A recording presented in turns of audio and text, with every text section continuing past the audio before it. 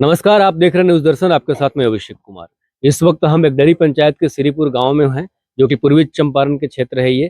और हमारे साथ में एकडरी पंचायत के मुखिया, जो कि उत्तर ग्रामीण बैंक के पूर्व मैनेजर, एरिया मैनेजर रहे हैं और साथ ही साथ वर्तमान मुखिया हैं इस गांव के, इस एकडरी पंचायत के। हम इनसे जानने और समझने की कोशिश करते हैं कि क्या कुछ बीते 4 वर्षों में इन्होंने काम किया अपने क्षेत्र में, और आगे जो समय आने वाला है चुनाव का, उस बीच में क्या कुछ करेंगे आप।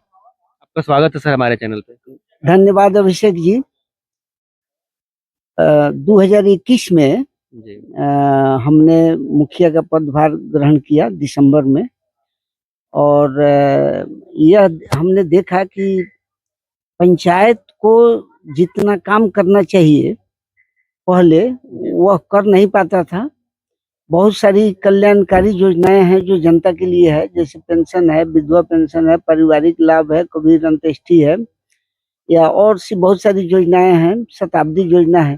उसका लाभ आम जनों को नहीं मिल पाता था, उसके लिए बिचौलिए के लोगों को सहारा लेना पड़ता था। तो वह काम हमने पूरा किया। पूरे पंचायत में अभी शायद ही कोई योग्य उस लायक आदमी होगा जो ये सामाजिक सुरक्षा पेंशन से वंचित होगा। और जहाँ तक और विकास की राशि हमको जो मिली, जितना पंचायत में उपलब्ध था या जो भी आया, उससे हमने कोशिश की कि अधिक से अधिक रोड, नाला ये सब बनाया जाए। मनरेगा से भी हमने बहुत काम किया। उसमें अभी देखने लायक है कि यहाँ पर जो फील्ड, खेल का मैदान बनाया गया और बहुत सारे काम हुए, सोलिंग हुए और वृक्षारोपण। आपके कार्यकाल में जो है, आपके क्षेत्र में, आपके पंचायत में बहुत अच्छे से विकास किए हैं आपने। आपने नाला और सड़क की बात किया। श्रीपुर ये गांव है, क्या यहाँ आपने उस तरीके से काम किया है कि गांव-गांव में नाला और नल जल का व्यवस्था पहुंचा हो? लेकिन नल जल की व्यवस्था में जब हम लोग आए तो उसी समय कुछ दिन के बाद इसको पीएचडी विभाग को दे दिया गया। जो हमारे मन में योजनाएं थी कि कोई भी घर वंचित नहीं हो पानी, और बढ़िया से पानी मिले, समय पर पानी मिले, स्वच्छ पानी मिले। आपके पास नल जल को लेकर के समस्याएं आती है क्या कि हाँ हमारे घर पे नल जल लगा हुआ है लेकिन पानी हमारे यहाँ नहीं पहुँच पाता है? हाँ, समस्याएं बराबर आती रहती है और हम लोग शिकायत भी उस विभाग को करते रहते हैं, लेकिन सुनवाई बहुत देर से होती है या नहीं होती है, इसलिए उसमें हम कुछ नहीं कर पाते हैं नल जल में। और जहाँ तक और विभाग की बात है, नाली गली की बात है, तो इस पीरियड में 4 वर्ष बीत चुका है। तो 4 वर्ष में 7 निश्चय योजना के तहत नाली गली का निर्माण होता है। तो नाली गली में जितना होना चाहिए हम नहीं कर पाए, क्योंकि इसके तहत 7 निश्चय के तहत राशि इस पंचायत नहीं, हम समझिए पूरे ब्लॉक को ही नहीं मिली है। मुखिया लोगों को जो पहले मिलती थी 7 निश्चय के तहत, अब की बार नहीं मिली है, जिसके चलते बहुत सारे काम अधूरे पड़े हुए हैं, या बहुत जरूरी काम जो हमारे नजर में है वो होना चाहिए, नहीं हो पा रहा है। क्योंकि देखिए, इस प्रश्न करने के पीछे जो था रीजन कि जनता जो है आखिर सच्चाई क्या है, देखे आपकी गलती है या किसकी गलती है, ये स्पष्ट होना चाहिए। क्योंकि गांव है, गांव के जनता तो आपसे ही आकर के सवाल करेंगे और या पत्रकार को बताएंगे कि ये समस्याएं हैं। क्योंकि हम आपके क्षेत्र में भी भ्रमण किए और बहुत सारे जगह पे देखे, तो आज ये कहीं ना कहीं थोड़ा सा क्लियरिटी आ जाएगा जनता को भी, और हमें भी क्लियरिटी मिल गया कि हाँ आपने जो काम किया था या करने की कोशिश करे उसमें कहाँ कहाँ ठहराव है, कहाँ रुकावट है कि नहीं। दूसरा चीज, अभी 5-6-7 महीने और रह गए हैं चुनाव आने में। इस 5-6-7 महीने में या 8 महीने में आपके कार्यकाल बचे हुए जो हैं, इसमें क्या कुछ कीजिएगा कि जनता जो है आप पे फिर से उम्मीद करे, आप पे फिर से भरोसा दिखाए? इसमें हम यही कोशिश कर रहे हैं कि यदि राशि मुझे आ जाती है 7 निश्चय के तहत, तो जितने भी नाले जो जरूरी हैं या रोड जो जरूरी है उसको बनवाएंगे। मनरेगा के तहत भी रोड नाला कुछ बनवाया गया है, लेकिन मनरेगा का अभी समय, जो नया प्रावधान आया है, नया जो कानून आया है, उसके तहत काम अभी बंद कर दिया गया है, जिसके चलते आगे हम काम बढ़ा नहीं रहे हैं। लेकिन हमारे पास कुछ योजना है, जैसे यहाँ ये विवाह भवन बनाना, विवाह भवन यदि बन जाता है तो इस पंचायत के लिए बहुत अच्छा होगा, बढ़िया होगा। और आयुर्वेदिक और अस्पताल भी, जो यहाँ अस्पताल चलता है पैक्स में, उसको आयुष्मान आरोग्य केंद्र जो है उसको भी उसका भी बिल्डिंग बनवाना, उसमें डॉक्टर की पोस्टिंग यही सब करवाना, जिससे कि लोगों को सब सुविधाएं मिल सके। दूसरा यह भी हुआ है कि पंचायत का काम जब पैक्स में शुरू हुआ तो पैक्स में पंचायत के स्टाफ बैठने लगे, जिसके चलते जनता को, इस पंचायत की पूरी जनता को लाभ मिलता है। हर तरह के काम के लिए जो भी पहले प्रखंड में दौड़ना पड़ता था वो अब यहीं से होता है, और लोगों को किसी ढंग का राशि या बिचौलिए का सहारा नहीं लेना पड़ता है। लोग सीधे आते हैं यहाँ, जो पंचायत हमारे सचिव हैं, राजस्व कर्मचारी हैं या जो पंचायत सहायक हैं, उनके यहाँ आते हैं, अपना काम कराते हैं, चले जाते हैं। कोई बिचौलिए की आवश्यकता नहीं पड़ती है। मतलब कुल मिलाकर के ये है कि यहाँ निष्पक्ष होकर के काम हो रहा है, जनता के सामने जो है सब कुछ किया जा रहा है। एक सवाल यहाँ आप चूंकि बोल रहे हैं कि मुख्यालय जो आपका कार्यकाल है, जो ऑफिस है, और साथ ही साथ जो पैक्स का ऑफिस है, एक ही जगह एक ही बिल्डिंग में है, तो क्या पंचायत भवन यहाँ नहीं है इधर ही पंचायत में? पंचायत भवन एक डड़ी पंचायत में बनना तो शुरू हुआ है, लेकिन एक डड़ी गांव में अभी नींव पड़ा है उसका। मतलब इतने वर्षों से अब तक पंचायत भवन नहीं बन पाया है, लेकिन नींव पड़ा है। हो सकता है कि एक वर्ष में बनकर वो भी तैयार हो जाएगा। ये बहुत बहुत धन्यवाद, आप हमसे बातचीत की। एक सवाल यहाँ हम थोड़ा सा पूछना चाहेंगे कि आप चूंकि बैंक में काम एरिया मैनेजर रहे हैं, तो आपको लगता नहीं है कि आप चूंकि मुखिया हैं और इतने गरीब किसान जो हैं जो लोन लिए होंगे, उनके लिए, क्योंकि उत्तर ग्रामीण बैंक तो है, लोन प्रोवाइड करती है, केसीसी करवाते हैं, किसान क्रेडिट कार्ड, तो क्या जो उनके ऊपर लोन है, जो असहाय है, जो काम नहीं कर पा रहे हैं, जिनके पास मतलब पैसे कमाने का कोई साधन नहीं है, वो लोन लिए हुए, वो कैसे चुकता करेंगे इसके ऊपर? क्योंकि बहुत सारे पैसे वालों का तो लोन माफ हो जा रहा है, और आप बैंक से जुड़े हुए थे पहले, अभी भी आपको जानकारी है, तो क्या कुछ ऐसा प्रावधान सरकार को नहीं करना चाहिए कि हाँ, जो भी किसान मजदूर हैं जो पैसे देने से असमर्थ हो गए हैं, उनके ऊपर कोई कार्रवाई ना हो, इसको लोन माफ कर दी जाइए? देखिए, किसानी जो है, खेती का काम बहुत रिस्की काम है। किसान तो खेत में पौधे लगाते हैं, धान लगाते हैं, गेहूं लगाते हैं, ईख लगाते हैं, लेकिन उनके घर में फसल आएगा कि नहीं इसकी गारंटी उनके मन में नहीं रहती है। जब आएगा ही, कभी अति वर्षा के चलते, कभी बाढ़ के चलते, कभी सुखाड़ के चलते, कभी बीमारियों के चलते फसलें मारी जाती है, तो निश्चित रूप से इसका किसानों को परेशानी होती है। किसान दे नहीं पाते हैं, दूसरा आमदनी का साधन है नहीं। उस हालत में किसानों के प्रति सरकार का रवैया जो अभी है वो ठीक नहीं कहा जा सकता है। पहले हम बैंक में थे तो बैंक में बीमा भी था, बैंक बीमा कराता था, और जब भी बाढ़ या सुखाड़ या आंधी तूफान के चलते प्रभावित हुआ तो उस बीमा का लाभ लोगों को मिल जाता था। उसके बाद 1988 में सरकार ने माफी भी दिया था 10,000 तक का कृषि लोन 2008 में भी माफी हुआ था, जिसके चलते किसानों को माफी दे करके फिर लोन कहा गया कि किसानों को दीजिए। लेकिन किसान, चूंकि किसान सबसे ही दबे हुए लोग हैं, जबकि वे अन्नदाता हैं, पूरे देश को अन्न उन्हीं के द्वारा उपजाया जाता है, लेकिन फिर भी उनकी दशा काफी दयनीय है, बहुत ही खराब है, और उन्हें सरकार द्वारा समय समय पर माफी दी जानी चाहिए। उनकी अवस्था को देखते हुए माफी दी जानी चाहिए, लेकिन ऐसा नहीं हो रहा है।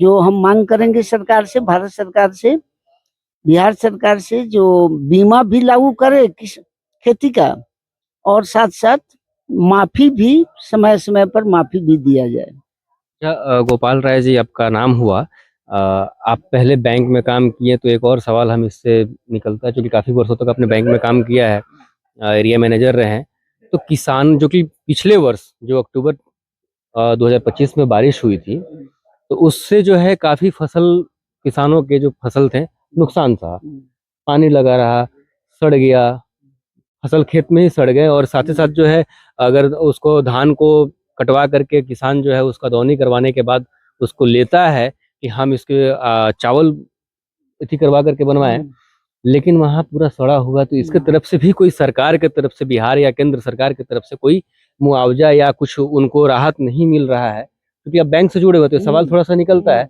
और पहले जो था प्रधानमंत्री योजना के तहत जो है किसानों को लोन मिलता था या बीमा कराया जाता था, साथ ही साथ मुख्यमंत्री की तरफ से भी। इस बार क्या आपको लग रहा है कि ये कहीं ना कहीं सरकार की तरफ से चूक है या गलती है, जो किसान इतने स्ट्रगल किए, इतना नुकसान सहे हैं लोग? जी, अक्टूबर 2025 के बाद जो धानों खेतों की स्थिति बनी, अधिकांश बीमारी के चलते फसलें खराब हो गई थी, धान का प्रोडक्शन बढ़िया नहीं हुआ था।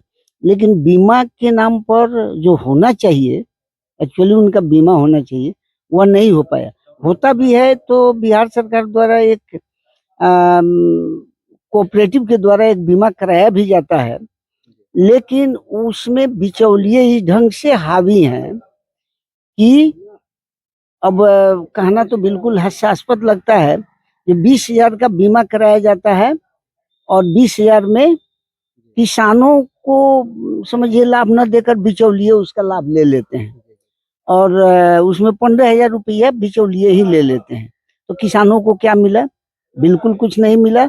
और आम लोगों का नहीं बीमा कराया जाता है, उसमें यहाँ से लेकर मंत्रिमंडल स्तर तक वो माने बंदर बांट होता है वो पैसा। मतलब कुल मिलाकर के ये है कि सरकार तो दे रही है, लेकिन इसमें बिचौलिए कुछ ज्यादा ही कर रहे हैं।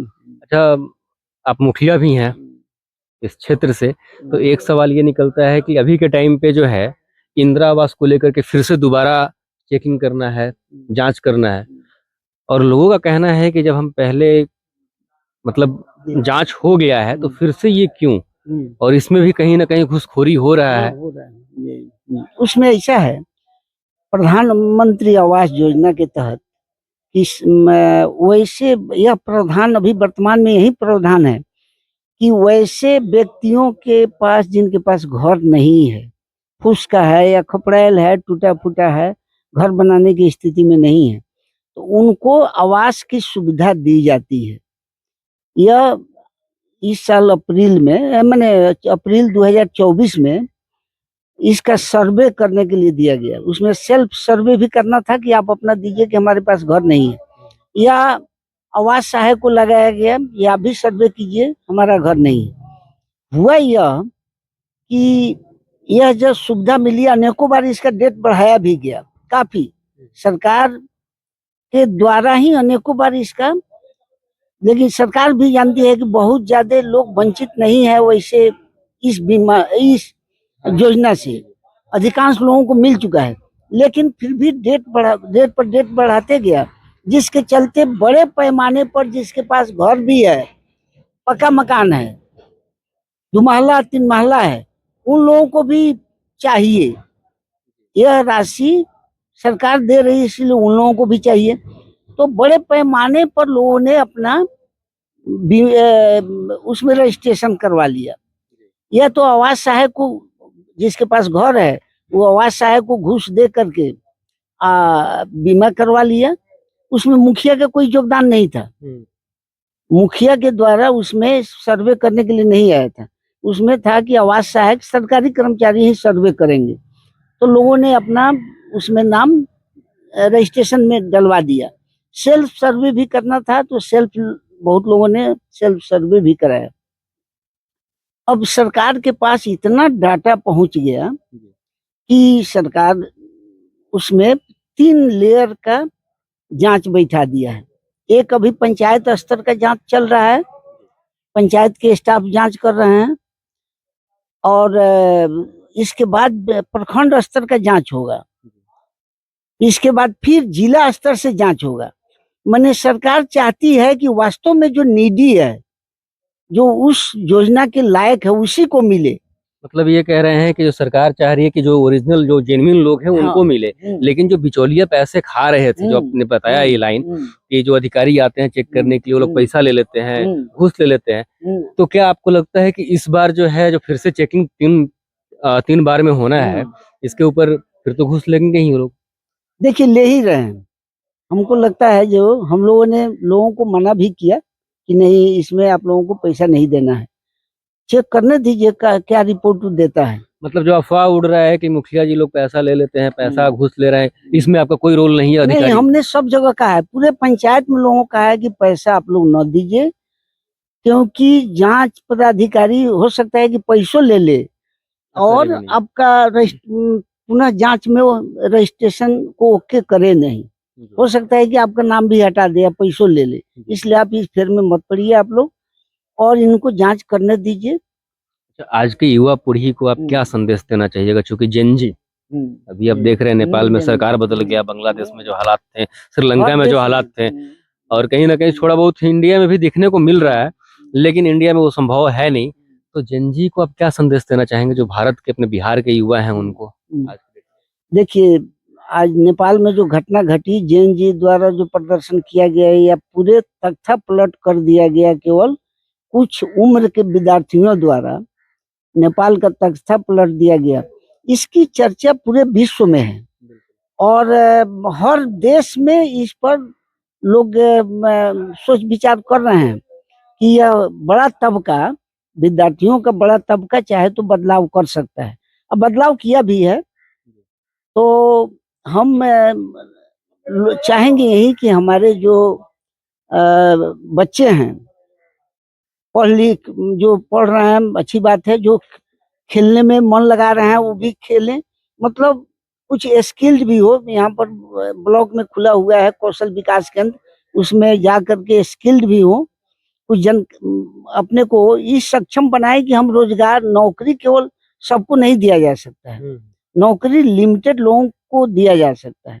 तो बाकी लोग कहाँ जाएंगे? हर साल करीब बिहार में 10 लाख बच्चे मैट्रिक पास करते हैं, तो वो जाएंगे कहाँ? तो उन लोगों को स्किल्ड हो करके ऐसा बनना चाहिए कि हम दूसरे को रोजगार भी दे सकें। मतलब कुल मिलाकर के किसी भी जाति से आप बिलोंग करते हो, लेकिन एक साथ जो है आप बैठ करके पढ़ाई कीजिए, स्किल को इकट्ठा कीजिए, सीखिए।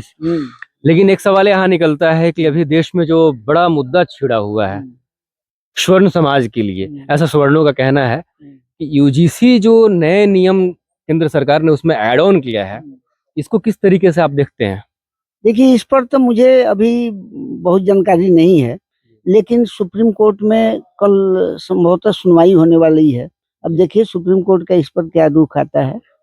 अगर मानिए रुख जो है पॉजिटिव नहीं आता है, निगेटिव है, सरकार के समर्थन में आए, तो क्या आपको लगता है कि जो SC/ST एक्ट बना हुआ है देश में पहले से, जो कि जहां तक लगता है कि कुछ लोग यूज भी करते हैं सही तरीके से, बाकी लोग जो हैं, अधिकतर लोग जो हैं मिसयूज करते हैं, तो क्या ये यूनिवर्सिटी कॉलेज के अंदर में भी ऐसा कुछ हो सकता है? क्योंकि सरकार तो बनाई है SC/ST एक्ट को देखते हुए। देखिए, इस पर वह जो एक्ट बना शुरू में ही, जब देश को आज़ादी मिली तो एक्ट बनाया गया संविधान के तहत, तो उसके तहत तो लोगों को प्रोटेक्शन देने के लिए, क्योंकि बहुत दबे कुचले लोग जो समाज के थे उनको प्रोटेक्शन देने के लिए ही बना। और इसमें कोई भी एक्ट बनता है तो उसमें कुछ खामियां भी आ जाती है, उसका लोग मिसयूज भी करते हैं, तो मिसयूज भी किया गया है, तो निश्चित रूप से मिसयूज हुआ है। तो इस पर एक माने बढ़िया कोई ये बनना चाहिए, राय, आम राय जनता का बनना चाहिए, जिससे कि मिसयूज भी नहीं हो और दलित वर्गों को राहत भी मिले, उनको कोई प्रताड़ित नहीं करे, उनको टॉर्चर नहीं करे। बहुत बहुत धन्यवाद मुखिया जी हमसे बातचीत करने के लिए।